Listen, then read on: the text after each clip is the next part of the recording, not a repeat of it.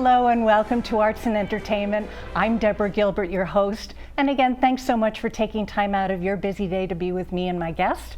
I always appreciate it. We have a very special show for you today. We're going to highlight Marcy Webster, who is a chorus teacher at the Fine Arts Department of the Haddam-Killingworth High School. And Marcy, thanks so much for being here today. So nice to have you. Oh, thank you so much for inviting me. It's a real thrill to join you today.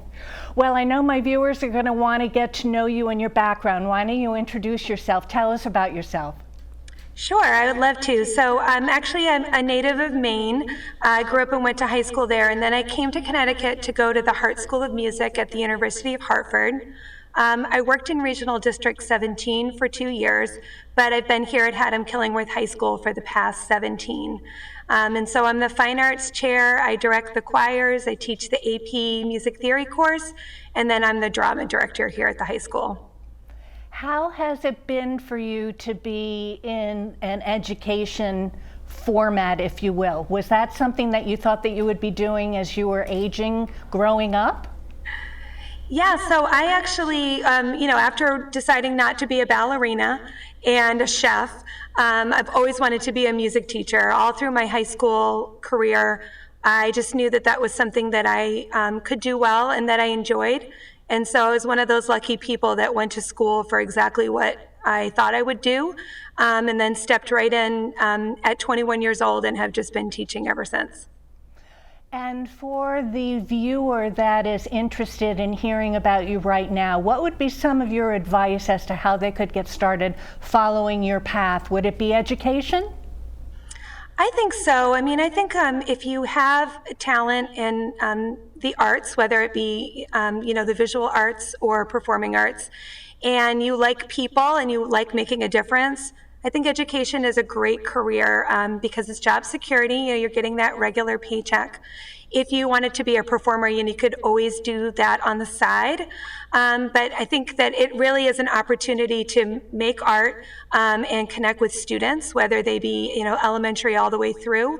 Really the same thing with the visual arts as well. You can still have your studio. You can still be out in the community doing that for a living. But education, you just really can't beat it. Kids, they really need us. And so I would encourage everyone to, consider that. Even as a second career, we're always looking for teachers. Well, you know what, you've mentioned something that's quite interesting, and that is kids and young people. How has it been for you now you're dealing in high school, how has it been for you to be with teenagers? What's that community like? Oh, it's wonderful. When I did my student teaching, my first opportunity was elementary.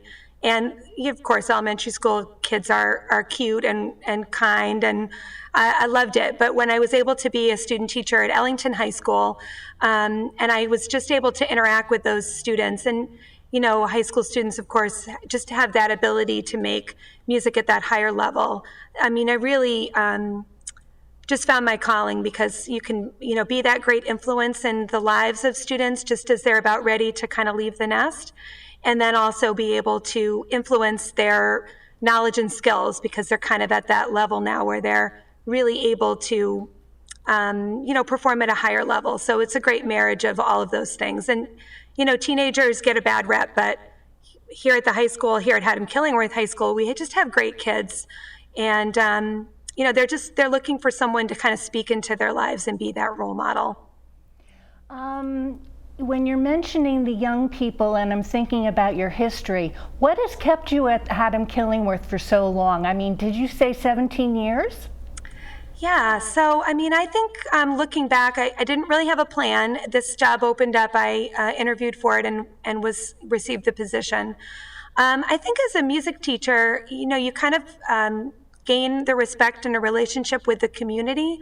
And the longer that you're here, I think the more impact you can have, because as students kind of come through, you can kind of get a reputation for excellence that then kids kind of want to sign on to your program. They want to take your classes, and that can just sort of build. I've got great community support here, parents and administration. Everyone has just been wonderful, and kind of finding those ways, the equipment, the tools, and just the kids in order, to have that great product. So I think establishing yourself as a music teacher in a community and then putting in the time and the investment really can pay off.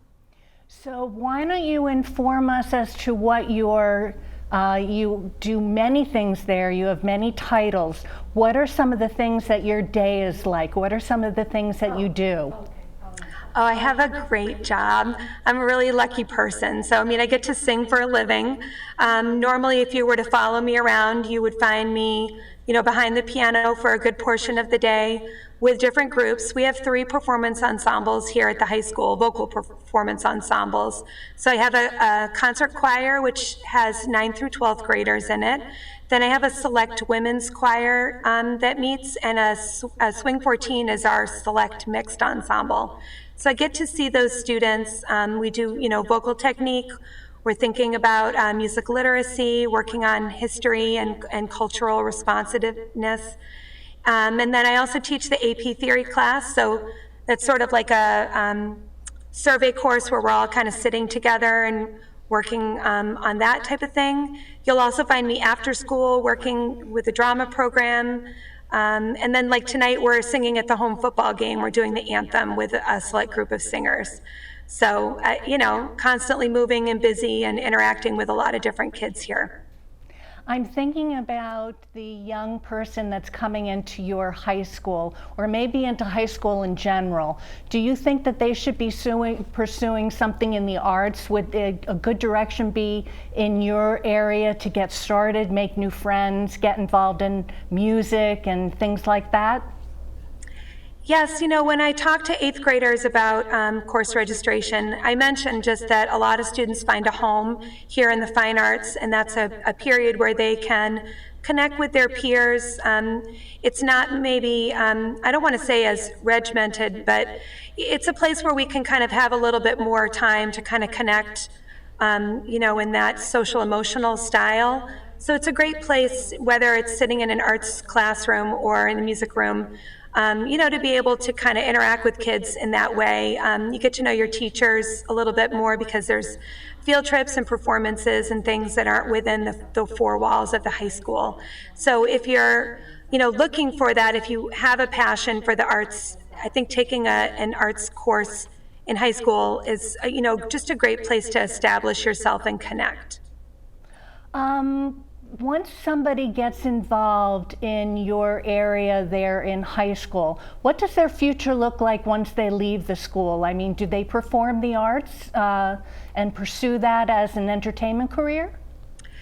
We just have a wonderful history of our alumni going off to do a variety of things. Of course, many of our students aren't majoring in music, although we certainly do have some of those types of students, even at NYU or Hofstra, just making a career at Miami, doing either, musical theater, vocal performance, or music ed. But so many more of our students are simply out there making music as a part of their collegial or even just adult lives, whether they are, starting up their own a cappella choir or playing in the marching band at a university.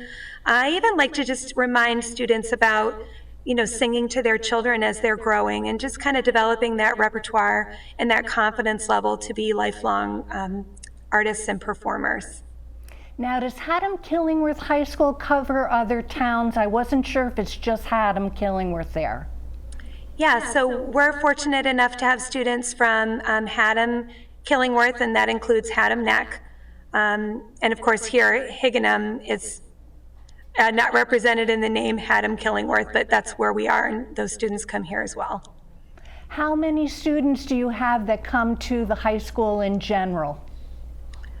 So our high school size, I think this year is right around 660 about. Sometimes it gets as high as 700.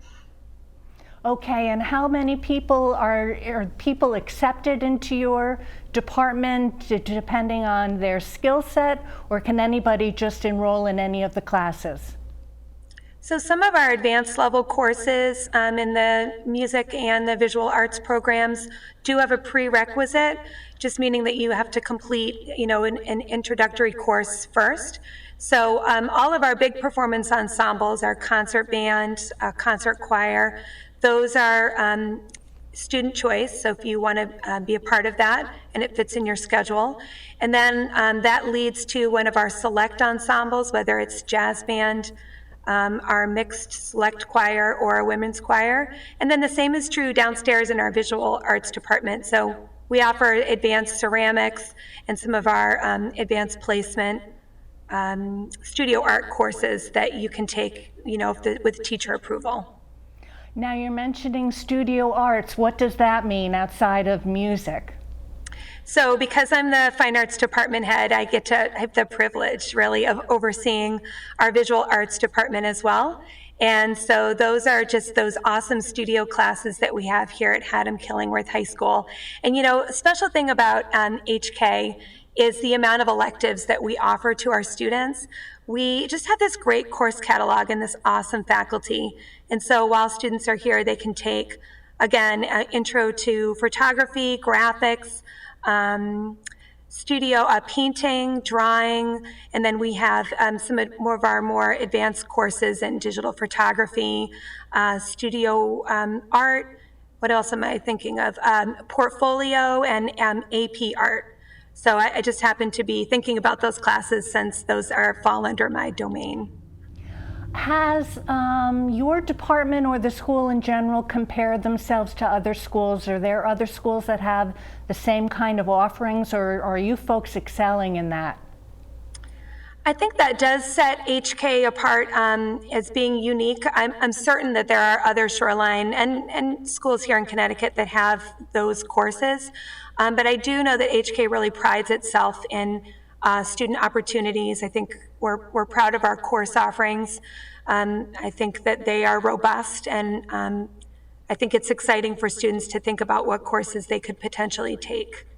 Okay, we're going to hold that thought. I'm Deborah Gilbert. You are tuned into Arts and Entertainment. We're going to take a break. We'll be right back. Keep on keeping on, baby. Keep on keeping on, yeah. You expect me to stop living? No, here's telling me giving. I gotta do. Oh, your baby gonna keep on keeping on. Thank you, Connecticut, for doing your part to stop the spread of COVID-19, for wearing your masks, washing your hands, and keeping your distance. So keep it up, Connecticut. We've come too far to go back. I'll be seeing you. No, the thing I've missed the most during this entire time, this pandemic, has been you. I love playing to a live audience. There's nothing like it. The COVID-19 vaccines are going to help us all get back to the moments we miss. It's totally normal to have questions. I did too. That's why it's so important to get informed. So ask your doctor and get the facts. It's up to you. And hello and welcome back to Arts and Entertainment. I am Deborah Gilbert, your host, and again, thanks so much for being here. I always greatly appreciate it. I hope that you are enjoying the show, as I hope you've enjoyed all the other shows that I've done thus far. Well, we are highlighting Haddam-Killingworth High School, and Marcy Webster, the chorus teacher for the Fine Arts Department, continues to be my guest today. And Marcy, I know you're there 17 years. That's a long time for anybody to be any place. What does the future look like for you as we enter 2022, 23, 24? Will you stay there? Are you looking to grow? What are your thoughts? I'm really excited about 2022. I think, the past, almost 2 years now with just COVID and everything. 2 years now? Is that right? Has it been a year or two? I can't even think. But, we've really kind of battled that storm, and it's nice to be back full in this year and back to the arts in an in-person setting. I don't have any plans to go anywhere. I love it here at Haddam-Killingworth High School. Again, I'm just well supported by our community. We have fantastic administration and just top-notch students. So I'm excited to just think about what the future holds. And, it's hard to say exactly what the plans will be. I do like to offer our students a lot of different challenges. So I'm looking forward to seeing what that student talent and interest means for what we do here at the high school. And one of the things that I always ask my guests, because we're all in it, is COVID and the pandemic. What has the school done to get through it? I mean, were you hybrid? Were people at home? What were some of the things that you folks did there? Well, we really had a successful time here at the high school during the COVID. Because we were hybrid, we were really able to follow those protocols and mitigations. And we actually never shut down last year at all. We didn't have enough of a spread to need to close down our building. So we were able to be here all the time, and our students were able to stay in hybrid until the early spring when we started to bring students back full in. So here in the music department, we didn't really miss a beat, if you'll pardon the pun. We did have 3 concerts, so to speak. They were all virtual live streamed. We have an awesome television studio here with students that were able to kind of man the cameras and keep us streaming out to our audience. Even in our drama program, we were able to have a fall show, a winter production, and even a spring musical that was done here in the auditorium and then live streamed to our students. So kudos to all of our community just for allowing that to happen. You know, it's so vital for our kids to have a place, you know, to continue to come to. And kudos to our administration for really doing a great job of allowing teachers and students to continue that learning throughout the last school year. And you mentioned live streaming. How was it for everybody to get through that? How did you folks do that? So we were just so committed to doing as much business as usual as we could.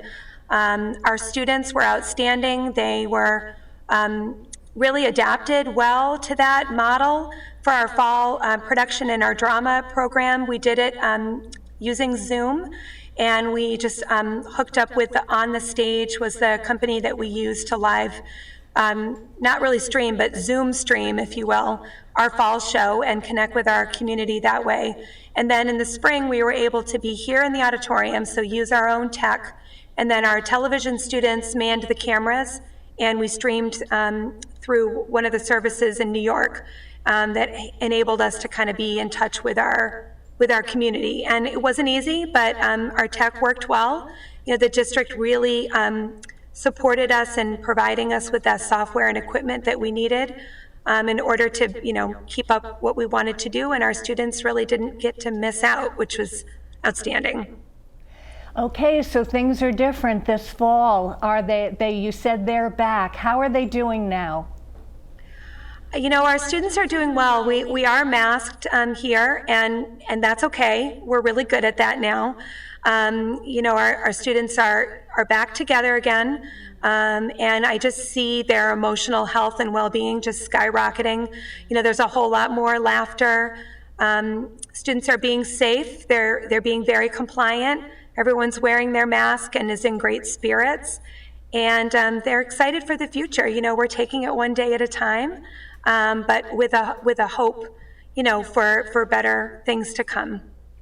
Let's talk about your calendar. What happens during the year? You've got productions, but tell the audience what happens there throughout the year. Oh, so again, we're just so excited for what this fall is going to hold. We just did auditions here for Clue, the high school edition, if you can remember back to the movie or the board game. So that's sort of like that murder mystery whodunit style. That's happening in November on the 5th and the 6th. And that will probably be a live stream show, although there might be a limited in-person audience. Then we look forward to December, where we have our band and choir concerts on the 3rd and 4th Thursday of the month of December. And of course, we do our holiday show, which is our television production class, runs our holiday telethon for us, and in the Fine Arts Department is heavily featured with performances. Looking to January and February, we have a concert that we'll do sort of like a Disney cabaret. And then we'll have a spring musical. We're thinking about doing Disney's Beauty and the Beast. And then our spring concerts happen on the 3rd Thursday in May. So a heavy performance schedule, lots of things to do and look forward to. And of course, all of your viewers are invited to take part in that. And before we continue on, I don't want to forget about the website. What will people find when they visit the website? So we have a couple of different websites where the community can, engage. We have the RSD 17 website, which is our kind of home base for all of our schools, and then linked to that are websites for the drama and our music departments. And so you can get the information for what's coming up and how to buy tickets or even how to come in person. And then, of course, contact information for any questions that you might have that you would want to send my way. Now, if somebody moves into town and has a teenager that would like to become involved in what's happening there, do they just come to your department and say that I would like to be a part of it? How does somebody get started there? So we invite students in a variety of different ways. So, thanks to COVID-19, we have these Google Classrooms now, which are virtual classrooms that students are invited to. Here at the high school, we have an advisory program as well, and so students join those Google Classrooms by advisory, 9th grade, 10th grade, and so forth. And so a lot of the information about what's going on in the building is available to students that way. We have a co-curricular fair this fall that will take place in our field house for our students to be able to kind of understand what offerings we have that are outside of the regular traditional school day, and whether that's like the high school bowl trivia club or our robust and award-winning athletics program. Students will be able to figure out, what might match their interest level and then sign up. And then here again at the high school, we have this awesome lunch activity period where students have time to both eat lunch and then attend club meetings. So we meet with drama on Tuesday's second lunch, and students are able to kind of access that program regardless of whether or not they're taking a performing arts class here at the high school. So that really does enable for students of all different backgrounds and grades to access our clubs. Now, we may have some young people that are watching us that are from your school system or their parents. Do they get some guidance from your department as they start to 9th, 10th, 11th, 12th grade and start to think about graduating and where to go? Do they get some guidance as to what to do? Yes, so our guidance department we have wonderful counselors, four really great counselors. They're broken up in the alphabet, and they have a comprehensive program over the 4 years that students will access. And again, that is mostly delivered through our advisory program. So students are meeting both one-on-one and in small groups with guidance counselors throughout their 4 years. Starting their junior year, they'll have a planning meeting where they start to think about or strategize with the guidance about, what life after high school looks like. Is it a career? Is it the military? Is it a 4-year or 2-year college? And we really kind of walk our students through that program. Also, a lot of our students that have, specific interest are at that point going to kind of hook up with their classroom teachers, not only for letters of recommendation, but also for just professional guidance about what programs they might want to look at and how to prepare. We have a fly who wants to be a part of this interview, or just how to prepare, for what that admissions process will look like. We do that really well here, and so I think that, again, Haddam-Killingworth just does that really well for our students, which is awesome because life after high school is an exciting but a confusing time, and so we really want to prepare kids for that success. Now, how about some advice for the young people that are watching about stage fright? Do you have an audition process for what you offer there in your departments? So stage fright is absolutely real. We talk about the fear of public speaking, so public performing and singing is even worse. We do have a tradition of our students here being incredibly brave and bold. When I do auditions for things, we audition together, so students get to see each other audition. I think that that's the way it is in the professional world, and so we want to prepare students for that experience. Hello, Fly. The students are very kind to each other, and I think the more times that we can offer students to both speak publicly and perform publicly, the better they get at that. Again, we have our television program as well, where many students get an opportunity to be out in front of a camera, whether it's the morning news program, the holiday show, or various events that we have. So I think practice makes better. And I would just always encourage students and those that are watching to just go ahead and don't allow that sort of stage fright to, take you away from the things that you love. I always tell my students to take some great low breaths before they start, just to kind of center themselves. And, it's an interesting topic. I think, again, the more you can do it, the better at it that you get. Well, we are starting to run out of time, Marcy. Any closing thoughts for the young people or the parents that are watching us now? Maybe just a little, again, an infomercial about Haddam-Killingworth High School. It's just a great place to be, wonderful community, and I've been very privileged to work here. A huge shout out to all of my colleagues and my students, just for all the things that they've done for me over the years. I'm hoping that our 8th grade students are looking forward to coming to the high school next year. We're going to be excited to have you. And just keep an eye out for us on social media and on our website. We would love to see you at many of our activities that we'll have throughout 2021, 2022. Well, Marcy, thank you so much for being here today. It's been a pleasure. Thank you so much, Deborah, for having me. And you've been tuned into Arts and Entertainment. I'm Deborah Gilbert. I am your host, and I hope you have a super day today. I'll see you next time.